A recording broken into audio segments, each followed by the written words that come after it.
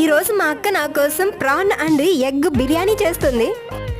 Night కూడా డ్రీమ్లోకి వచ్చేసిందండి బాబు నాకు బిర్యానీ.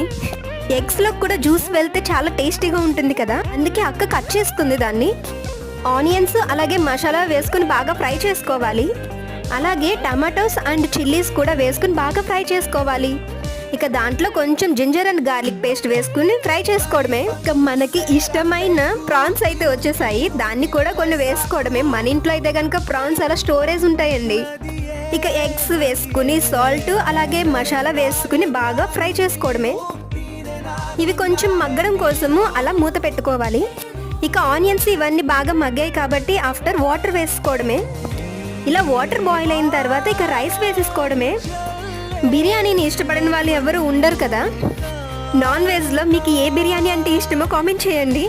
ఇక బిర్యానీ రెడీ అయిపోయింది.